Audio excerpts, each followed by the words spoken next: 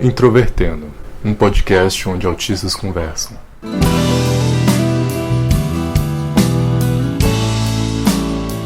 Olá para você que escuta agora o podcast Introvertendo, eu sou o Thiago Abreu e nós estamos aqui para falar sobre síndrome de Asperger, porque afinal de tudo nós somos um podcast de neurodiversos feito para neurodiversos e neurotípicos. Vale acrescentar também que nós estamos falando de síndrome de Asperger porque nós somos diagnosticados. E antes disso, eu gostaria de apresentar os meus caros colegas que estão aqui, Marcos Neto, eu, Otávio Crossara, boa tarde. Guilherme Henrique, presente, e Michael William. Mais um lugar e volta. Esse é o nosso primeiro episódio. Nós, antes de tudo, desejamos falar sobre diversos temas e também falar um pouco das nossas experiências com autistas, porque nós achamos bastante relevante que é uma das os maiores mitos, né, do autismo e de seus diversos espectros, é que autistas não gostam de socializações e eu acho isso uma completa bobagem, no sentido de que nós gostamos de ter vínculos com pessoas, menos com cariocas. Enfim, a socialização é um aspecto importante da nossa vida, é claro que em diferentes graus e em diferentes análises. E eu acho que com esse podcast a gente pode também se construir alguns tipos de mitos e estereótipos Para continuar, vamos primeiro conceitualizar que é assim, que é Asperger. Vale acrescentar que você é estudante de medicina, né, então. Exato. Eu não fiz... É hora de dar carteirada. Eu não cheguei... Perdão, eu vou me descritibilizar agora, porque eu não cheguei ainda no... Exatamente. Eu não cheguei ainda no rodízio de psiquiatria, então eu não tive essa matéria ainda. Mas pelo que eu já estudei, síndrome de Asperger, de acordo com o Manual de Doenças Psiquiátricas, sim, o último lançado, e a principal referência de doenças psiquiátricas, é uma entidade nosológica que está presente no espectro de transtorno de autismo. Também chamada espectro do transtorno de déficit global de desenvolvimento, ou seja, que atinge o nosso desenvolvimento cognitivo de formas variadas em todos os aspectos. Você nunca vai encontrar duas pessoas que são Asperger e que são exatamente iguais. Cada uma tem suas dificuldades, cada um tem seus pontos fracos, cada um tem seus pontos fortes. Um exemplo sou eu. Eu não tenho a dificuldade motora que é típica de uma pessoa com Asperger. Eu tenho uma coordenação motora muito boa. Só que eu não consigo pegar sarcasmo, né?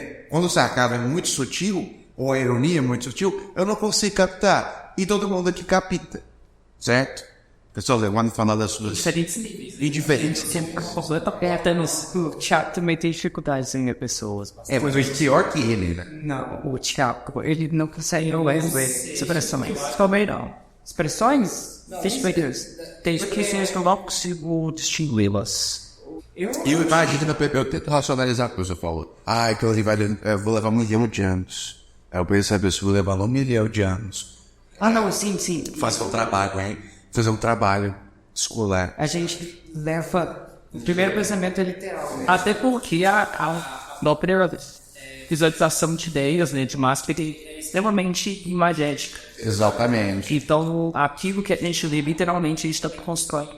Eu acho que nesse aspecto, então, é interessante a gente começar a falar pelo menos as principais características, né, de Asperger. Apesar de, eu acho que também dá para tirar no seu pressuposto de que parte do público, né, que ouve a gente, sabe um pouco do que é Asperger, mas também a gente pode definir também algumas características que talvez a gente não concorde tanto, né, Exato. Em medicina, a palavra síndrome, ela vem do latim, significa andar junto. Significa um conjunto de sinais e sintomas que eles aparecem em graus variados, mas eles quase sempre estão juntos. No caso do Asperger, dificuldade de socialização, impedimento literal, preponderante da linguagem, dificuldade de comunicação verbal, apego a rotinas, apego a hábitos e comportamentos estereotipados, E mais alguns agora que eu não lembro. Mastigando eu não consigo pensar.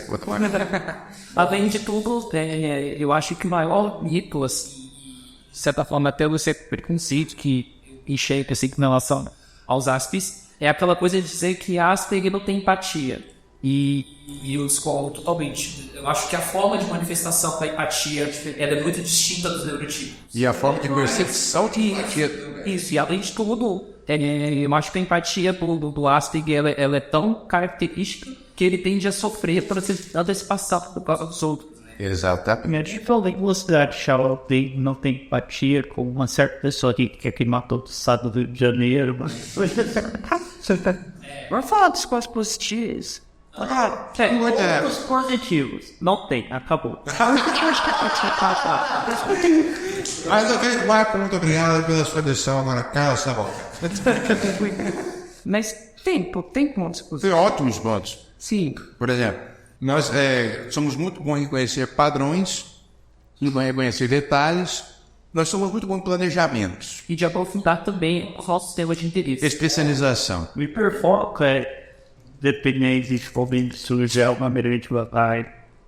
Exemplo. Se você tem hiperfoco, é uma coisa inútil. Um exemplo. Cara, como alguém tem hiperfoco em dinossauros?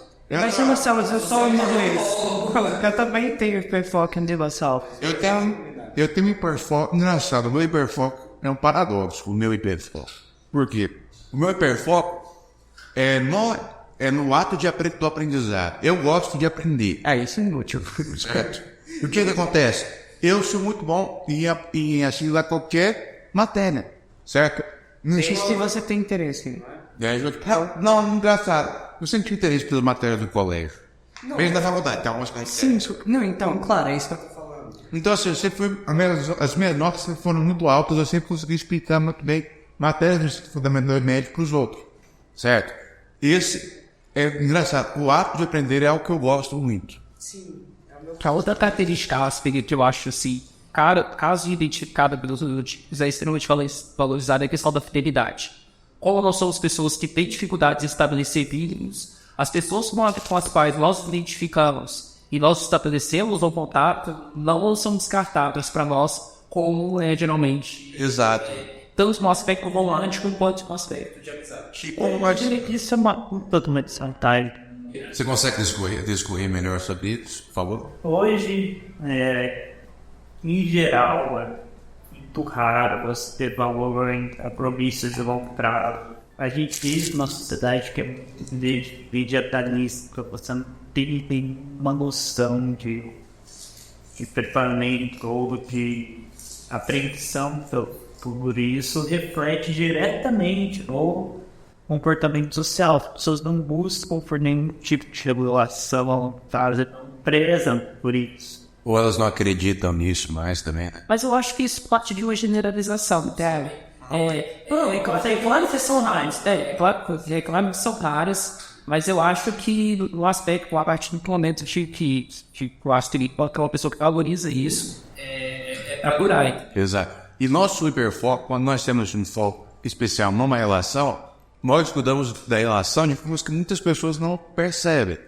Nós ligamos quando nós dizemos que vamos ligar, nós lembramos de coisas que quase nem ia ligar, por exemplo, um hábito, um gosto e tal. Gente, nós não precisamos falar te amo, nós mostramos que nós amamos de outras formas. Exato. Às vezes muito estranhas, às vezes não chamadas. E com uma cara cheia de ansiedade. Muita ansiedade no rosto. E assim, você pode falar que um outro nível de atenção é quase de um stalker. Você pode pensar isso. Sim. Nossa, mas eu acho que não são principalmente esses stalkers e algumas pessoas mais que outras, né, Tiago? A experiência própria aqui, mano. Opa! Tirem as crianças da sala, começou a polêmica aqui. Não dá pra falar de stalker sem lembrar que stalker gera offer. Ok. Ninguém entendeu essa referência? Vamos continuar? Agora eu me perdi. Obrigado, Michael.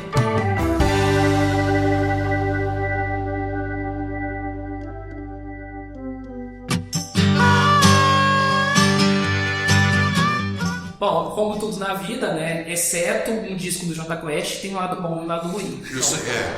Então, os pontos negativos. Prossiga. A taxa de suicidal. Na frente por causa da forra, o branco jogou só a ferida. Eu adoro isso. Mas é verdade. É verdade. Na relação de as pessoas com depressão e outros transtornos mentais. Um ponto negativo, uma coisa que o Guilherme falou antes do podcast, é que a gente não consegue se sintonizar. Muitas vezes as pessoas, quem não é Asperger, muitas vezes a pessoa que não é Asperger que ouve isso, ela fala, não, mas isso é normal. Para nós não é. Por quê? Eu vou explicar, eu criei uma metáfora para isso. Uma vez eu ouvi outra metáfora que também se aplica. Imagina que todo mundo, na situação social, está falando na mesma frequência, certo? Nós conseguimos ouvir essa frequência, mas nós não conseguimos falar nessa frequência, entendeu? A gente é a baleia que... A baleia dos 52 Hz. Depois eu vou contar essa história é muito boa. Outra metáfora é como se o mundo fosse uma peça e eu fui o único que não li o roteiro, entendeu? Então, esse é um dos principais pontos negativos. Outro ponto negativo é que... Antes de falar, eu só queria dizer que eu conheço o autor da sua primeira metáfora e ele é um bosta. Claro que você conhece. Quem criou fui eu. Mas eu também criei, mais ou menos na mesma época. Então somos dois bostas. Yahoo! A questão dos pontos negativos é justamente você fazer escolhas de confiar em alguém e essa pessoa acabar te decepcionando. O que para muitas pessoas pode ser de forma bem superficial, para a gente é mais aprofundado. Quando a gente se decepciona com alguém, a gente se decepciona profundamente. É como se tomasse um tiro no meio do peito mesmo. A gente não esquece. Isso também está diretamente associado, às vezes, à questão da memória. Grande parte de nós, sei lá, alguns de nós têm memórias excelentes, tanto para questões informacionais, como datas, como coisas que estão sempre fora, mas também de situações, de fatos, né, de memórias. E aí, quando você tem uma memória muito boa, você vê as bênçãos e as maldições também que isso. Então, muitas vezes, quando nós adquirimos uma certa consciência dos nossos entes sociais, esses erros eles podem permanecer na mente durante anos e nunca mais ser esquecidos, por mais que durante aquela situação possamos não ser culpados aqui. Mas aqui eternamente até te destruir completamente. Até porque nós somos pessoas intensamente visuais. As nossas memórias não são mais duráveis, não são só mais duráveis, elas também são mais vívidas. Certo? A gente lembra bastante, não só do que aconteceu, mas de como nos sentimos, de todo o contexto, e isso marca nós de uma forma muito maior. Mas assim, o interessante do nosso podcast é que todos nós fomos diagnosticados tardiamente. Eu fui diagnosticado. Eu descobri, fui diagnosticado com 22 anos, mas eu sempre soube de uma coisa errada. Por que nós fomos diagnosticados tardiamente? Porque nós somos excêntricos o suficiente para sermos vistos como excêntricos, mas não o suficiente para ser categorizados como não funcionais na sociedade. Gente, esse é o problema. Exato. Porque as pessoas têm a missão de que a gente é só estranho. Ok. A partir da nossa análise dos aspectos positivos e negativos de Asperger, e também da nossa compreensão de cada pessoa Asperger é particular, eu acho que seja muito interessante até para vocês conhecerem um pouco de nós, um pouco da nossa história, acerca do nosso diagnóstico, e cada um de nós vai falar sobre esse processo de descoberta e o que é ser Asperger, né? Depois desse tempo de diagnóstico. Nós vamos começar com o Otávio. Eu acho que para começar a falar de mim, eu tenho que começar falando da minha mãe. Minha mãe é uma pessoa muito centrada no que ela faz, é uma pessoa muito certa, muito religiosa, certo? É uma pessoa muito autônoma. Quando eu nasci, logo após eu ter nascido, meus pais se divorciaram. E eu fui criado quase que exclusivamente pela minha mãe. Aí, desde primeiro do colégio, eu já vi que eu não me encaixava bem com as outras crianças, certo? Mas eu ia bem, as notas eram boas. Ele falou, então ficou aquela ideia, deixa um pouco tinta. Sim, você era mais... E eu era mais inteligente, né? Sempre é o mais inteligente, então eu não tinha... Como eu sinto falta desse tipo, viu? Não é tão ruim não ser mais inteligente. Não é muito ruim não ser mais inteligente. Aí foi seguindo, a timidez Observe que eu estou fazendo marcas de aspa com os dedos, por favor. Continuou e eu continuava sendo excêntrico, visto como excêntrico. Eu continuava sendo o melhor da sala, continuava não socializando, certo? Ficando em casa, quase sempre com os amigos. Às vezes eu fazia amizade ali lá com outros excêntricos, pessoas que se lidavam bem com excêntricos. E assim foi, ensino infantil, ensino fundamental, ensino médio. Ensino médio é uma pesadelo. Inclusive, se você reconhece a minha voz, me reconhece, lembra que eu estudei com você no ensino médio, eu quero que você morra, porque eu não te aguento, eu detesto você. A culpa não é sua, mas você me lembra de uma época muito ruim da minha vida. Então, aí o que aconteceu? Terminou o ensino médio, eu passei para engenharia bem novo, lá na escola de engenharia de São Carlos, e lá tudo começou a desandar. Por uma multifatoriedade de fatores. Olha a coisa mais redundante que eu podia falar. Multifatoriedade trata isso. E lá minhas contas caíram, eu perdi total interesse pela matéria. Em parte porque eu não estava sendo guiado, eu não tinha... Porque você sabe, se você está na faculdade, você sabe que na faculdade ninguém dá mínima para você. Então, assim como eu não tinha professores, eu estava na cidade, eu não conseguia manter uma boa rotina. E a faculdade tem tantas possibilidades de extensão extracurriculares que eu acabei me perdendo. E eu assisti por 2 anos e meio, tirando notas horríveis, eu cheguei muito perto de ser jubilado. E aí eu voltei para cá. Quando eu vi que não valia a pena, eu voltei para cá. Fiquei 1 ano e meio no cursinho, mais uma vez sendo taxado de excêntrico. Nunca perdi, até hoje eu tenho esse título. Aí 1 ano e meio eu escrevi medicina na Federal de Goiás e voltei para a faculdade. Falei, agora vai dar certo. Agora vai dar certo. Chegou lá, eu passei pelos mesmos problemas da engenharia e eu perdi quase 1 ano inteiro. Ali, no final, no meu primeiro ano eu também entrei num relacionamento. Foi o primeiro grande relacionamento da minha vida, o primeiro grande amor da minha vida. E ali nós terminamos, eu fiquei muito abalado. E eu percebi que chegou no final do ano, as minhas notas mais uma vez estavam horríveis. Eu mais uma vez estava isolado. Eu estava sozinho. E eu percebi que, de força de vontade, eu tinha chegado aonde eu podia chegar. Precisava de ajuda, precisava não de um psicólogo, porque eu já tinha feito inúmeras terapias na vida. Eu precisava de ajuda medicamentosa. Eu nem sempre uma pessoa que tem Asperger fala nessas palavras. Eu pensei nessas palavras porque eu já tinha experiência, eu estava no curso de medicina, e eu tinha ideia de conseguir um tratamento. Aí eu procurei um primeiro psiquiatra. Foi um tratamento horrível por esse cara, porque ele é conhecido em Goiânia por falar que todo mundo tem transtorno bipolar, certo? Comecei o tratamento e não mudou nada, só me deu dores de cabeça horríveis. Aí eu fui um psiquiatra, a doutora Lucena, uma das melhores psiquiatras, uma das melhores pessoas que eu tive o prazer e a sorte de conhecer nesta vida. Ela fez a primeira consulta comigo de 2 horas e meia. Que média gasta 2 horas e meia com um paciente só o cara que está no particular. E ali ela falou, você tem um transtorno do espectro autista, certo? Ela não tinha colocado o rótulo de Asperger ainda, até porque esse rótulo era da edição passada, do DSM-4. E ali comecei o tratamento com ansiolítico, foi passando altas doses. Ali, depois a minha mãe, ainda não convencida do meu diagnóstico, pediu que eu fosse outro. O outro falou, olha, eu acho que você tem Asperger. Ou é Asperger ou é autismo de alta funcionalidade. Eu teria que falar com a sua mãe sobre o desenvolvimento linguístico seu durante os primeiros anos de vida. Mas como eu sabia que eu não tinha nenhum déficit desse tipo, por exclusão, falei, eu tenho Asperger, certo?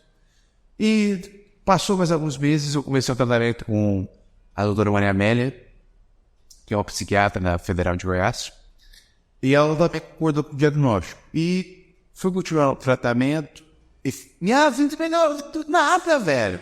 Minhas bolas subiram, eu comecei a ficar mais ativo na faculdade, eu comecei a ficar mais calmo, como diziam. Comecei a me envolver mais com as pessoas da minha turma. comecei a fazer mais amigos, inclusive fiz amizade com todos que aqui estão presentes. Sou muito grato a eles por me aguentarem, porque eu sou um porra, eu sei disso. E essa é a minha história. Assim, eu ainda tomo o ansiolítico, inclusive meus níveis de ansiedade são tão grandes que nem a dose máxima tá dando certo. Eu acho que vou ter que trocar o ansiolítico em breve. Mas a minha história é essa. Podemos passar para o próximo. Eu me chamo Guilherme. Acabei de ingressar na faculdade com portador da síndrome de Asperger. Tenho 26 anos e tive o diagnóstico agora, depois de adulto. Eu sei que sempre tinha algo de errado comigo, principalmente na infância, quando eu sofria bullying verbal ou não verbal. Não entendia muito bem o porquê, né? Mas, parando para pensar, sempre que era pela questão da forma de ser e ser, muito presente nos espectros autistas. Sou medicado com Ritalina e também com ansiolítico, mas todos eles, depois de fazer séries de exames e acompanhamentos médicos, a princípio eu pensava ter apenas um desvio de atenção, mas ele veio associado com a síndrome de Asperger. Isso eu percebi que tem alguns traços vindos da família. Isso é normal que você vê, se você for parar para pensar, mas você não pode se autodiagnosticar. Você precisa de uma ajuda psicológica, você precisa de ver ao certo o que você tem.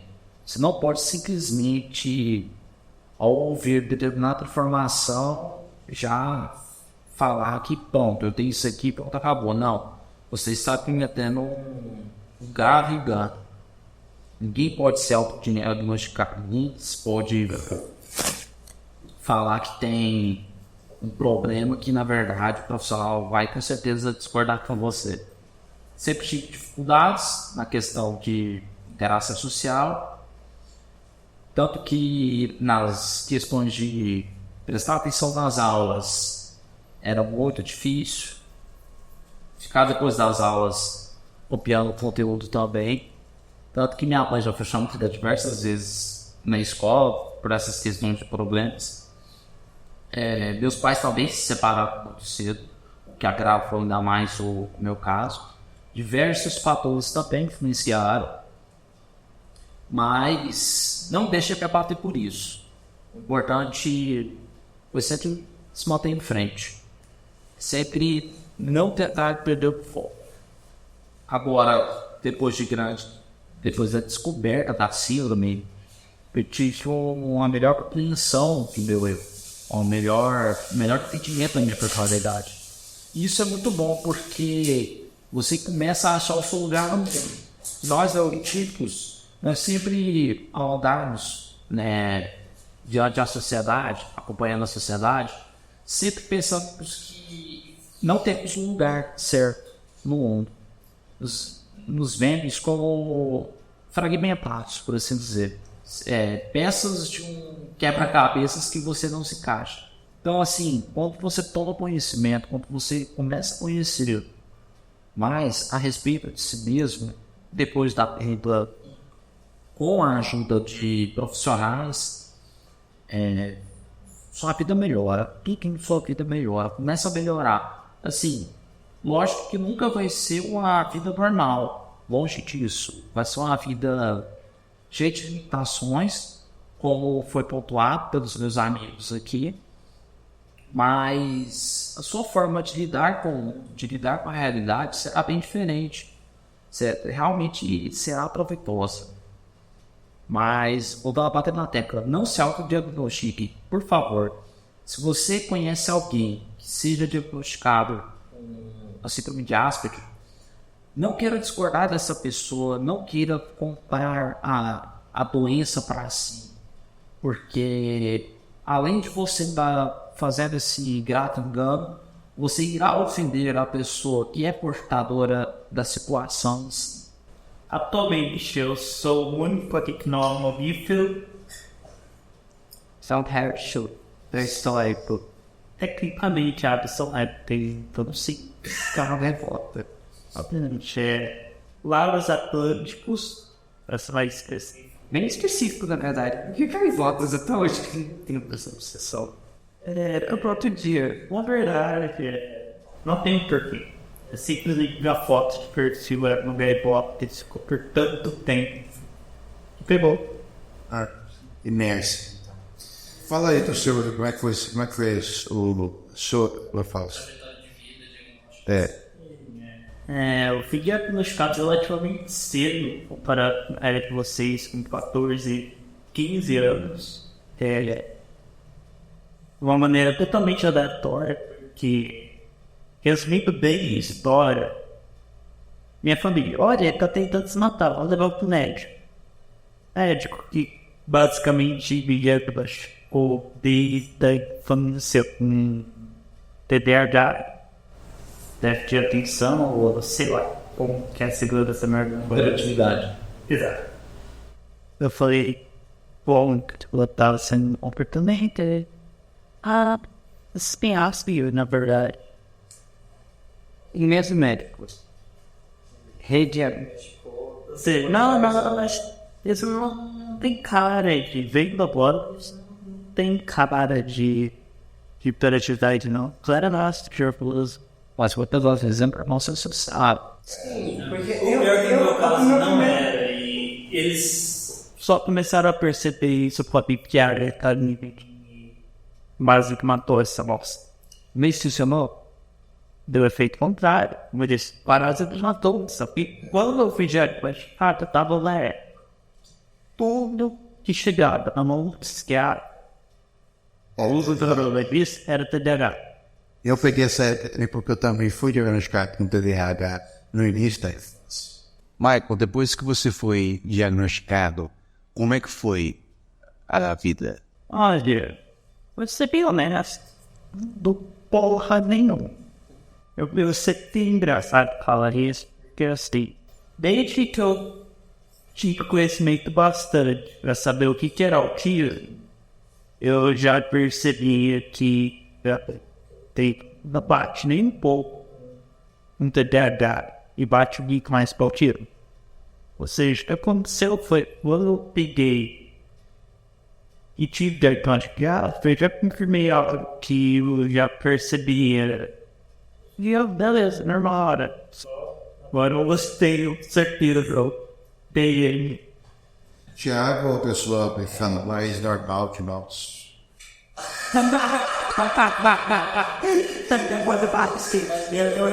Eu vou encarar isso com o meu anjo, porque foi normalmente o elogio. Na verdade, às vezes é mais funcional, certo? Ele considera de nós, o que mais consegue produzir resultados de qualquer tipo é o Tiago.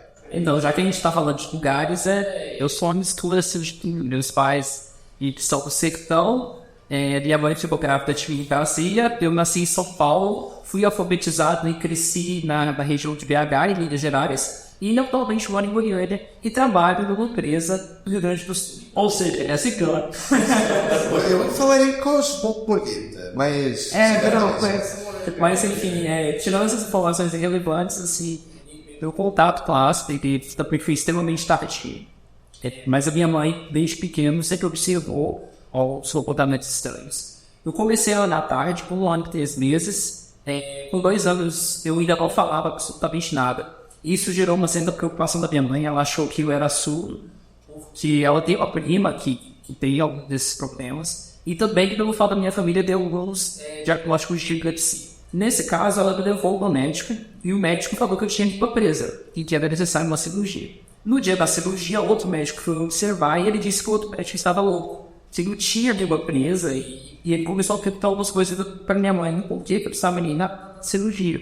E aí ela falou que não falava e tudo mais. Aí perguntou, você dialogava com ele? Minha mãe, não, ele não fala. E aí, consequentemente, ele disse, não, matricule ele na escola e vamos esperar os resultados, né, para ver o que acontece. Logo que eu fui colocado na escola, eu comecei a falar, inclusive, o primeiro nome que eu falei foi o nome da minha professora, da época, então falei, né, e coisas do tipo.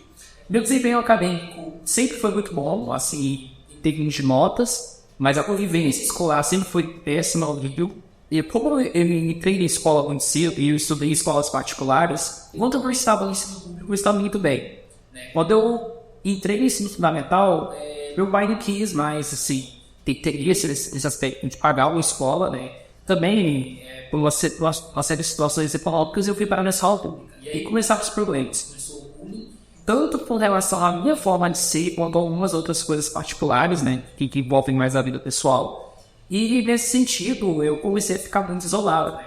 Então, as minhas notas continuavam muito boas, mas os professores e coordenadores, né? Eles sempre se queixavam muito da minha convivência, principalmente quando eu dei para Goiânia. E aí eu tive um histórico de ensino fundamental muito ruim, resumidamente. Agressões físicas, verbais, exclusão social e também, particularmente, até o final aí da ensino fundamental, algumas características de humor depressivo. Quando eu entrei no ensino médio e a adolescência, eu acho que seja um período bastante crítico, né, na vida na verdade, na vida de todas as pessoas, mas para o Asperger é mais acentuado, porque o nosso nível de autocrítica com relação ao nosso comportamento e a percepção social, elas crescem assim, de forma extremamente gritante. Então, durante esse período meu de adolescência e entrada no ensino médio, eu passei a ter uma percepção muito mais aguçada dos meus erros sociais. Só que essa percepção dos erros sociais, ela sempre se manifestava em mim depois que os erros eram cometidos. Ou seja, eu sabia que o que eu tinha feito era errado, mas eu não sabia como corrigir esses erros. E isso foi trazendo cada vez mais isolamento. A minha vantagem é que meu ensino médio foi uma instituição pública de muito nome. Assim, particularmente, os institutos federais. Os institutos federais, eles são um processo de seleção. Então, você tinha pessoas de diferentes regiões da cidade, diferentes concepções de mundo. E isso acabou também enriquecendo um pouco da minha visão. Só que, portanto, com essa frustração social, eu acabei desenvolvendo muitos problemas durante o ensino médio de origem pessoal, com crise de depressão. Durante esse período, eu comecei a ler algumas coisas na internet sobre diagnósticos e tudo mais. E aí, a partir disso, eu fiz um teste que, se não me engano, ele se chamava Temperamento, e era da PUC no Rio Grande do Sul. E nesse questionário, que era gigantesco, foram dadas possibilidades assim, de algumas coisas, alguns diagnósticos que eu tenho, e que era para procurar um médico nesse sentido. Então, entre as características, deu fobia social, ansiedade generalizada, depressão e transtorno de personalidade esquizoide. O transtorno de personalidade esquizoide, em particular, chamou muito a minha atenção. E aí eu comecei a ler muitas coisas sobre o transtorno esquizoide e eu comecei a sentir uma certa identificação com a questão do isolamento social que esse diagnóstico trazia. Eu comecei a fermentar os fóruns, isso em 2013, mas eu não me identificava com as pessoas que tinham transtorno esquizoide. Até que um dia, dentro de um grupo específico, alguém publicou e falou: olha, alguns de vocês podem ler sobre transtorno esquizoide, mas vocês podem ser, na verdade, Asperger. E aí eu comecei a ler sobre Asperger. No início eu fiquei muito receoso, falei: não, provavelmente eu não sou Asperger, porque eu tinha uma concepção sobre autismo bastante estereotipada e bastante preconceituosa, posso assim dizer. Mas quando eu comecei a frequentar alguns fóruns em grupos, isso já era na época do Facebook, sobre Asperger, eu comecei a notar uma semelhança muito gritante entre outras pessoas. E aí, quando eu comecei a ler sobre Asperger, eu comecei a ler alguns livros sobre Asperger e entender alguns sentidos no aspecto teórico do porquê eu não conseguia manter amizades, porquê que às vezes eu não conseguia entender ironias, e eu só passei a perceber que eu não percebi ironias depois que eu comecei a ler sobre isso, porque antes eu não tinha a compreensão de que eu não entendia ironias, sabe? Era algo muito sutil para mim. E principalmente da questão da solidão. Nessa época que eu comecei a ler sobre Asperger, eu comecei a trabalhar. Comecei a trabalhar com uma faixa de pessoas que tinham a mesma idade que a minha. E eu cheguei à conclusão: eu tenho 18 anos, eu não tenho amigos, e eu preciso estabelecer um vínculo com essas pessoas, porque à medida que as pessoas envelhecem, é mais difícil estabelecer vínculos duradouros. E ali foi que as coisas começaram a mudar, porque eu estabeleci um padrão de autocrítica alto, mas ao mesmo tempo pisando em ovos para socializar corretamente. E essas pessoas também foram muito assertivas comigo. E aí foi nessa época que eu comecei a fazer amigos. E aí, o meu próprio reconhecimento sobre Asperger começou a ser um fator positivo a partir disso. Que aí eu comecei a lidar com certos aspectos da minha vida e passei a ter uma vida mais saudável. Depois desse processo de um ano que eu fiquei trabalhando nessa empresa e consegui manter esses amigos que eu via diariamente no trabalho, eu entrei na universidade, né, na Universidade Federal de Goiás, que é onde todos nós estudamos. E aí, dentro da universidade, eu passei a abraçar um pouco mais essa causa da questão do autismo. Eu fui adotado, fui diagnosticado, procurei atendimento médico. Meu alvo foi de março de 2015, quando eu já tinha 19 anos. E aí eu comecei a correr atrás de gente áspera da universidade, sabe? Para encontrar essas pessoas, porque eu pensei, com o meu diagnóstico tardio, eu também tinha esses outros casos.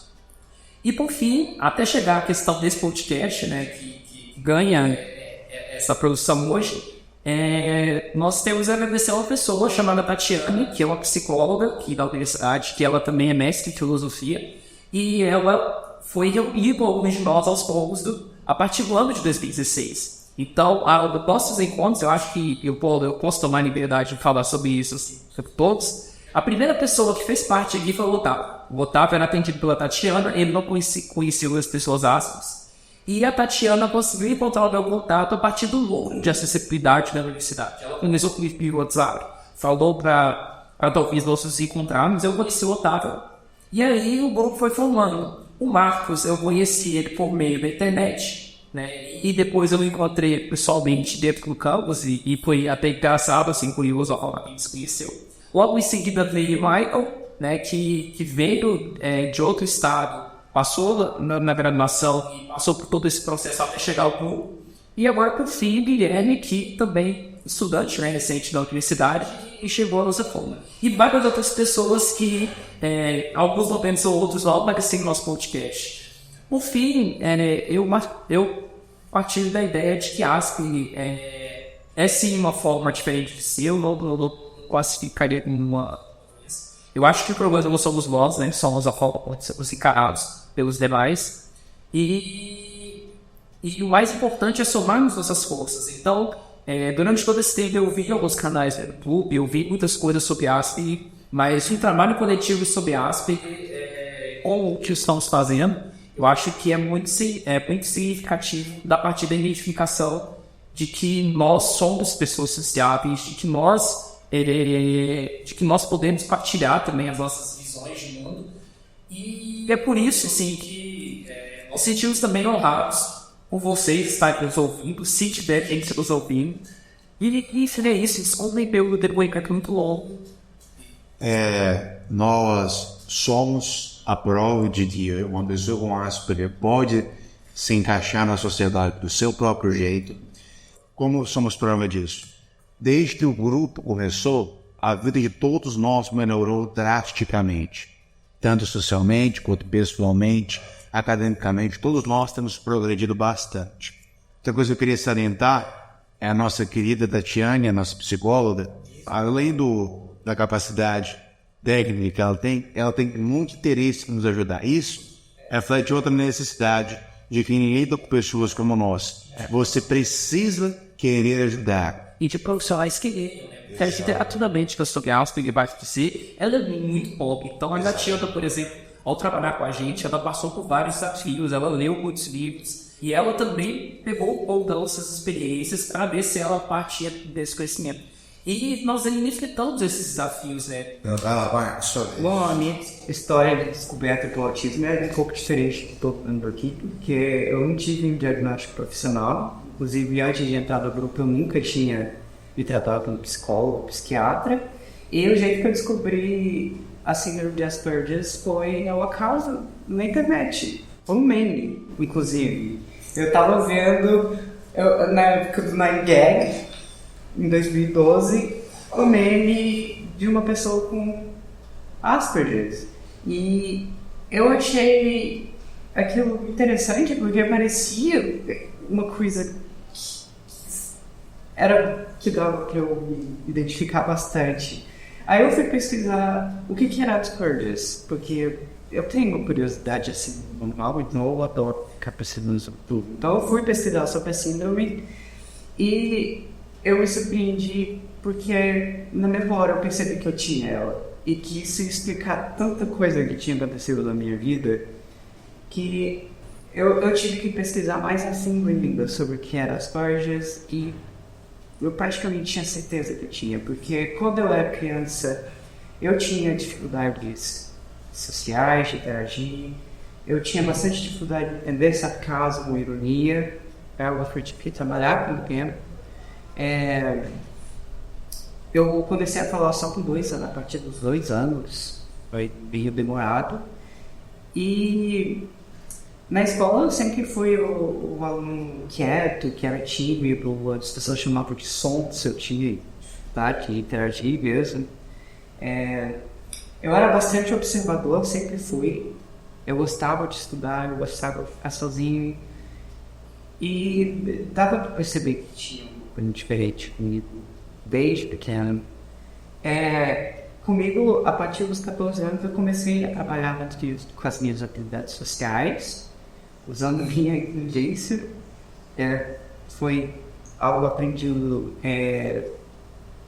por observação, ao contrário da maioria das pessoas que aprendem automaticamente.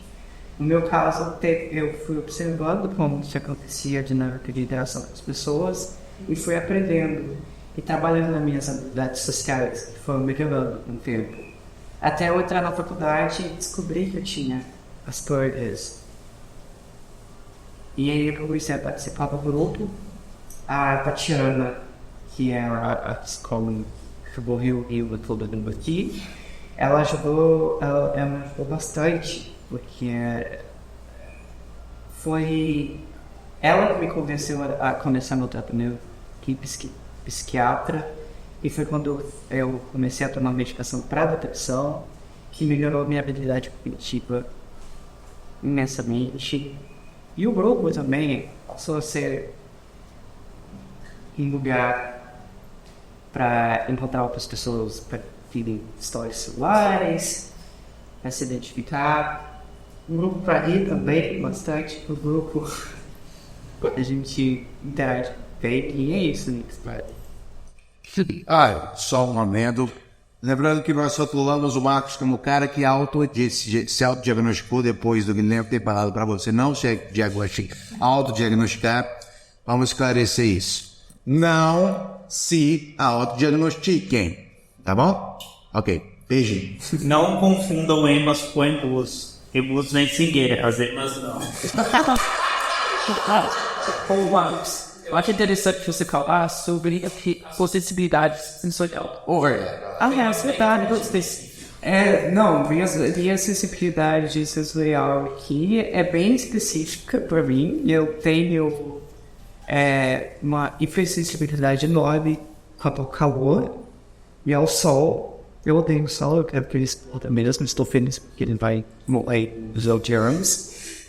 Mas além do específico que a maioria tem, que é de hipersensibilidade a som alto, há multidões que causam aglomerações de pessoas, principalmente com muito barulhos, é uma coisa que acaba afetando a gente negativamente. Eu acho que é todo mundo, porque é um desconforto por causa da quantidade exagerada de estímulo. Eu também sou muito observador, então eu também sou sensível aos padrões do mundo ao redor. Arquitetura, organização do lugar me afeta. Minha saúde mental depende disso. Goiânia é um desastre para mim. É um desastre. O Brasil é um desastre. Nunca é desorganização. E realmente é uma coisa que, no meu caso, é algo que afeta a minha saúde mental. O bem-estar depende do ambiente em volta. Como todo aprendizado na área acadêmica se baseia no método científico, não é à toa que você contrasta em qualquer área, e sendo, igual eu falei, se destacando. E, ao mesmo tempo, o nosso apego também à racionalidade faz com que nós tenhamos dificuldade de entender os nossos próprios sentimentos. É por isso que, popularmente, muitas vezes, a síndrome de Asperger é rotulada como a síndrome de Silo Spot. Personagem Spot inimigo, característico, para falar tanto do conflito da extrema racionalidade, que às vezes nós podemos ter em relação aos nossos padrões de pensamento, como também o sentido do lado emocional que nós temos muito forte, mas que ao mesmo tempo fica bem reprimido. Como nós estamos muito racionais e os neurotípicos não, vocês estão errados. Exatamente. Tá bom? Fodam-se vocês, né? Esse é o nosso episódio introdutório. Nós prometemos muitas coisas, muitos temas variados. Prometemos falar muito sobre galinhas. E esperamos também que em breve nós abrimos também um canal aí para você ler os e-mails de vocês e comentários. pegar as experiências de vocês. Até mais. Mas...